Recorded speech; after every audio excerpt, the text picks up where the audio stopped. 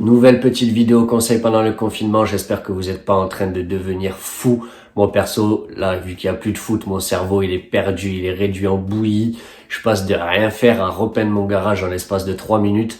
Bref, aujourd'hui on va voir ensemble quel bankroll il faut pour commencer les paris sportifs. C'est une question qui revient souvent sur Instagram. Let's go!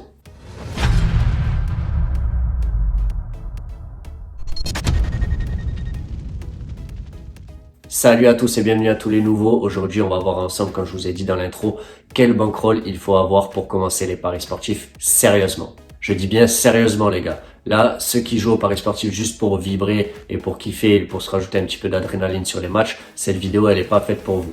Là, c'est uniquement pour ceux qui veulent gagner de l'argent avec leurs paris sportifs et ceux qui ont compris qu'il vaut mieux gagner un petit peu tous les mois que gros d'un coup et rien le reste de l'année. Pour ceux qui ne me connaissent pas, moi c'est James, j'ai créé cette chaîne YouTube pour vous partager ma passion et mes connaissances dans les paris sportifs. Du coup, tu l'auras compris, si toi aussi tu kiffes les paris, je t'invite tout simplement à t'abonner à la chaîne. Et bien sûr, un petit like pour la motivation, ça fait toujours plaisir. Let's go! Première chose à savoir les gars, c'est que les paris sportifs, c'est comme apprendre à marcher, c'est simple. Au début, vous savez pas marcher quand vous êtes un bébé. Après, vous marchez à quatre pattes. Après, vous vous mettez debout. Vous avez les jambes qui tremblent un peu. Au début, il y a même des fois où tu te casses la gueule.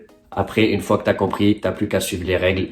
Tu mets un pied devant l'autre comme il faut sans aller trop vite et tout se passera bien. Par contre, faut jamais oublier de refaire ses lacets à chaque fois parce que sinon, tu te casseras la gueule à nouveau. Tout ça pour vous dire les gars, tout simplement, les paris sportifs, c'est comme la vie, c'est comme toute chose de la vie, ça s'apprend étape par étape. Faut pas chercher justement à griller ces étapes-là au risque de te casser la gueule. Et là, quand on parle de se casser la gueule, ça veut dire clairement perdre de l'argent. Du coup, pour ceux qui n'ont jamais joué aux paris sportifs, je vous conseille tout simplement de commencer avec 100 € de base. Ces 100 €, vous n'allez pas miser 100 € d'un coup, vous allez miser à chaque fois entre 10 centimes par exemple et 5 €. Et allez, si vraiment vous avez une grosse confiance, vous pouvez aller à 10 € de mise, grand maximum, mais jamais plus. Du coup, voilà, si vous n'avez jamais joué au paris sportif, je vous conseille de commencer voilà, avec cette somme de 100 € qui vous fera une bonne base. Et avec ça, vous pourrez apprendre doucement le domaine des paris sportifs et la gestion des mises. Maintenant, pour ceux qui ont un peu plus d'expérience et qui rêvent un jour de devenir parieur professionnel, de vivre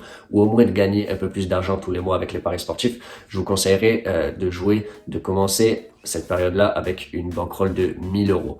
Moi, personnellement, quand je me suis dit que voilà, ça y est, je vais me lancer, je veux devenir parieur professionnel, j'ai commencé avec une bankroll de 1000 € et c'est là que tout a changé pour moi en termes de vision des paris sportifs, etc. C'est là vraiment où j'ai appris le plus et c'est là où j'ai tout mis en place, la gestion de mise, la bankroll, etc., et qui m'a réellement fait passer un cap et fait prendre conscience que, en fait, oui, c'est possible réellement de gagner de l'argent avec les paris sportifs. Du coup, une fois que tu as une bankroll de 1000 €, et bien là, tu commences à bien réfléchir et là, tu as cet esprit un peu professionnel à appliquer dans tes paris sportifs si tu veux gagner de l'argent. Parce que quand tu as une bankroll de 1000 €, tu vas pas te permettre de jouer, par exemple, des combinés à 8 matchs, etc.